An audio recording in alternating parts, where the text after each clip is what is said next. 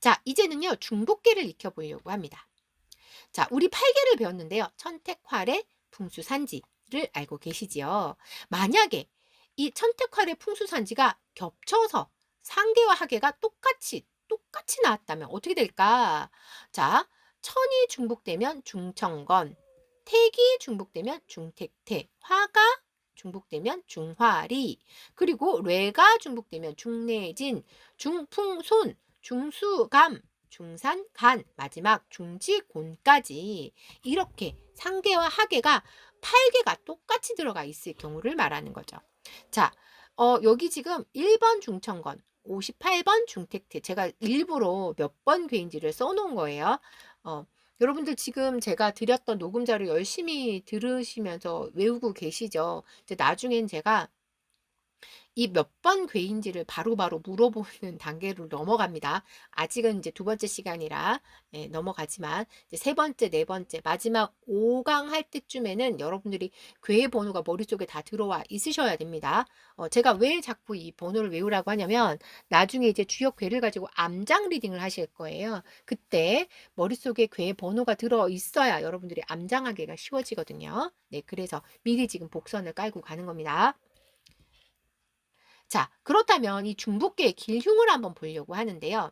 자, 보면 여기 지금 중복되는 궤들을 다 갖고 왔는데 중천거는 아하 파란 색깔 소길하구나 하는 걸 알 수가 있고, 여기 보면 중수감, 물이 겹쳐 있는 중수감과 산이 겹쳐 있는 중산간은 빨갛죠. 아하 대흉한 궤구나 하는 걸 알 수가 있습니다. 그래서요, 주역궤에서 산하고 물은 보통 어려움을 의미합니다. 그래서 산 넘고 물 건너 첩첩산중 이런 말이 왜 나왔겠어요? 어려우니까 나온 거죠. 자, 그래서 찾아봤습니다. 제가 산과 물이 들어가 있는 흉계들, 방금 보셨던 중수감과 중산간 말고도 또 뭐가 있나 제가 찾아봤더니 산과 물이 만난 산수몽도 있었고요. 빨간 대흉이죠. 물과 산이 만난 수산건도 있었고요. 산과 연못이 만난 산택손도 있었습니다. 얘는 소흉이죠. 자, 그 다음에 연못과 물이 만난 택수곤도 있었죠. 아하, 역시나 물과 산은 좀 힘들구나 하는 걸 알 수가 있었지요. 자, 이번에는 독한 녀석들입니다. 에? 여러분 보시면 아유 독해 이런 그런 독한 아니고 혼자 있다는 의미죠. 혼자 있는 양효가 혼자 있던지 음효가 혼자 있던지, 자 그런 경우에 어떤 괴들이 있나를 한번 보려고 합니다. 하나만 음효가 들어간 경우를 한번 쭉 한번 정리를 해보는데요. 자, 천풍구괴가 됩니다. 자, 44번 천풍구괴고요. 자, 천화동인괴죠. 13번이고 천택리괴가 됩니다. 10번이고 풍천소축괴죠. 9번 괴가 됩니다. 화천대유괴죠. 14번 괴가 되고요. 택천쾌괴가 되죠. 43번 괴가 됩니다. 왜 제가 밑에 숫자를 보여드리고 있죠? 다음 시간에는 숫자를 물어보는 문제를 낸다는 직감을 하셨죠? 아, 그렇죠. 제 강의는 늘 복습과 복선을 깔고 가니까요. 자, 또 봅니다. 이번에는 하나만 양효가 있는 괴를 한번 모아봤습니다. 맨 아래 양효가 하나밖에 없는 지, 뢰, 복괴죠. 24번. 그 다음 두 번째 이효의 양효가 하나밖에 없으면 지, 수, 사괴가 됩니다. 7번. 제가 이순신 장군괴라고 이름 붙였던 바로 그 괴죠. 자, 그 다음 세 번째 3효에 양효가 들어가 있으면 지, 산, 겸괴가 됩니다. 15번이 되고요. 그리고 4효에 들어가 있으면 뇌, 지, 예괴가 되죠. 16번. 그리고 다섯 번째 5효에 들어가 있으면 수, 지, 비괴가 됩니다. 8번이 됩니다. 그리고 맨 마지막 상효에 들어가 있으면 산지, 밖에로서 23번 괴가 됩니다. 자, 이제 주역에서 그렇게 중요하다고 하는 그 개념 중, 정, 응, 비에 대해서 알아보도록 하겠습니다. 자, 괴를 보는 방법 첫 번째 이제 중부터 알아볼 텐데요. 상괴의 중효, 하괴의 중효를 득중, 중을 얻었다 라고 이제 표현을 하고요. 중용의 도를 얻었다고 최상으로 보통 평가를 하게 됩니다. 그래서 아래에 있는 하계에서 가운데 자리 중, 위에 있는 상계에서 가운데 자리 중, 바로 아래에서 가운데, 위에서 가운데, 말 그대로 가운데 있는 위치를 중이라고 부릅니다. 별로 어려운 개념 아니죠? 좋아요. 자, 우리가 이 세 개의 효가 모여서 이 괴가 만들어질 때 맨 아래가 지, 가운데가 인, 맨 위가 천. 그래서 천, 인, 지, 세상사를 담고 있다라고 지난 시간에 제가 알려드렸었는데요. 자, 하늘과 땅 사이에 이 사람, 여기가 가장 중요하다. 사람이 득중으로서 중용의 도를 얻었다라고 표현을 하는 거죠. 자, 이번에는 두 번째. 벌써 중 끝났습니다. 중은 가운데구나. 그것만 기억하시면 됩니다. 자, 이번에는 두 번째 방법. 정과 위라고 이제 써놨는데요. 자, 각각의 그 양과 음의 고유의 위치가 있습니다. 자, 우리 이 괴를 그릴 때 맨 아래서부터 차곡차곡 벽돌 쌓듯이 올라갔었죠. 맨 아래에서부터 양과 음이 순서대로 들어갑니다. 양, 양, 양, 그래서 요렇게 순서대로 제대로 양과 음이 제자리에 있는 거 64개 중에 딱 하나밖에 없다고 말씀드렸습니다. 뭐다?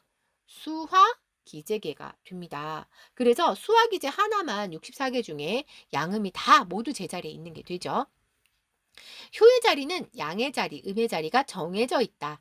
제자리에 가면 정을 얻는다라고 하는 거죠. 예를 들어 양효가 양이 와야 되는 맨 아래 자리에 제대로 있다면 정. 자, 그렇다면 지금 보고 계시는 지금 여기에 이 수화 기재개는 전부 다 정이죠. 양 자리에 양, 자리에 양 자리에 양, 자리에 전부 다 제자리 있잖아요. 그렇죠. 자, 만약에 제자리에 있으면 득정, 득위, 당위 이렇게 표현을 하는데요. 제자리에 없다면 실정, 부정, 부득위, 실위, 부당위 이렇게 표현을 하게 됩니다. 자, 그 다음 이제 세 번째 보는 방법, 응이 됩니다. 우리가 아까 천인지를 배웠잖아요. 상계와 하계의 이 천인지가 각각 만나는 짝이 됩니다. 예를 들어 대기업의 사장님, 중소기업의 사장님, 둘 다 사장님이지만 규모가 다를 뿐인 거죠. 하지만 사장님으로서의 마인드는 똑같을 겁니다. 잘 경영하고 싶은 그 마음은 규모가 크나 작으나 똑같겠죠. 그렇게 보는 겁니다. 자, 그래서 같은 위치에 있는 서로를 천인지를 비교해서 이제 보는데요. 만약에 그게 음과 양이 제대로 만났다면 정응, 합응이라고 부르는데 만약에 양과 양이 만나거나 음과 음이 만나서 음양의 조화가 이루어지지 못했다. 그렇다면 적응, 실응이라고 부릅니다. 자, 예를 들어서 양과 음이 제대로 만났죠. 상계에서 지, 하계에서 지, 양과 음으로 제대로 만났으니 정응이 되고, 자, 여기도 하계에서 인자리에 있는 상계에서 인자리에 있는 양, 양음이 조화롭게 만났네. 정응이 되는데, 천은 여기도 양, 여기도 양이잖아요. 이러면 왼수를 만났네 해서 적응이라고 부르는 거예요. 회사에 잘 적응하잖아. 그 적응 아니에요. 원수적자입니다.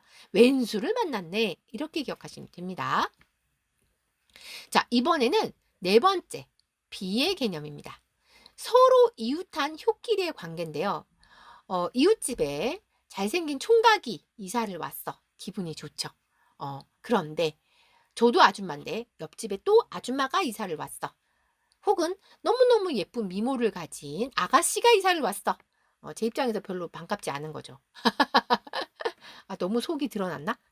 어쨌든 음양이 조화롭게 만나면 상비라고 하는데 조화롭게 만나지 못해서 음과 음이 만난다든지 양과 양이 만난다면 상비가 되지 않는다. 서로 돕지 않는다 라고 얘기를 하게 됩니다.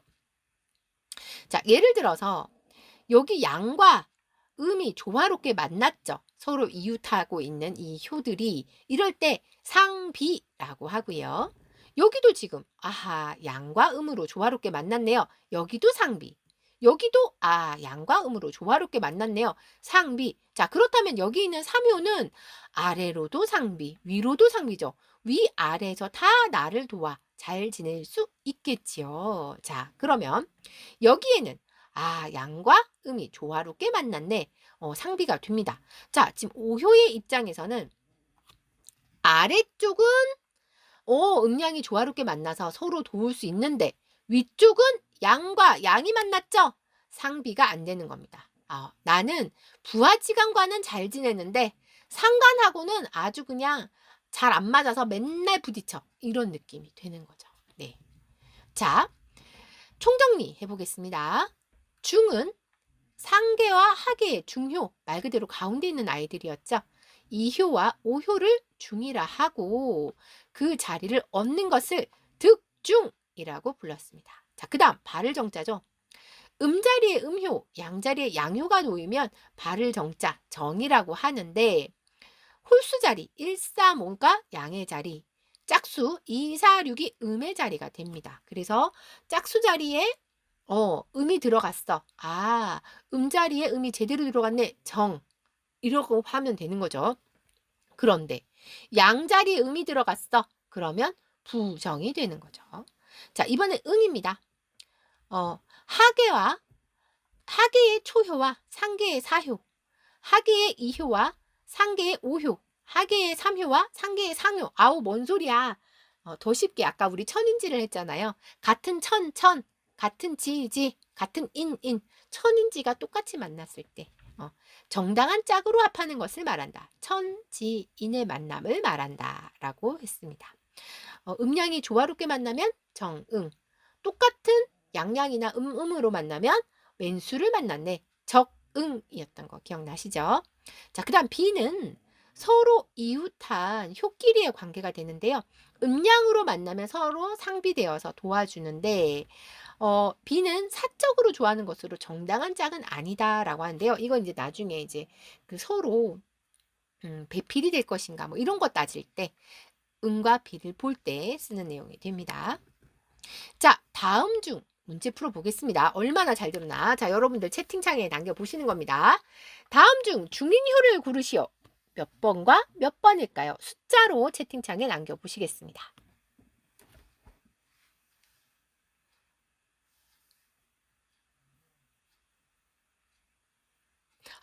네, 선생님 감사합니다. 내가 물어보지 않고 설명을 한참 길게 해가지고 다들 도망가신 거 아닐까 순간 걱정했어요. 역시 선생님 감사합니다. 저의 믿음을 저버리지 않으시고. 맞습니다. 아래의 중앙, 위의 중앙이죠. 2효와 5효가 중이 됩니다. 잘하셨어요. 자, 다음 중 적응은 뭘까요? 왼수를 만났네. 그쵸? 자, 1, 2, 3번 중에 뭐가 왼수를 만난 적응이 될까요? 그렇습니다. 그쵸? 지금 1번을 보면 양과 양이 만났죠. 왼수를 만난 게 되는 거죠. 2번은 양과 음으로 고루 잘 만났고 여기도 음과 양으로 고루 잘 만났죠. 자, 다음 중 상비가 아닌 것은 서로 왼수처럼 같은 양양이나 음음을 만난 케이스를 찾으면 되겠지요. 맞습니다. 이것도 마찬가지. 1번이 됩니다. 잘하셨습니다. 강의 내용은 잘 보셨나요? 더 궁금한 내용이 있으시면 제가 운영하고 있는 그랑블루의 타로 세상 밴드에서 질문 올리실 수 있고요. 검색하시고 가입하시면 누구나 다 가입하실 수 있으니까 들어오셔서 더 많은 정보 얻어 가세요.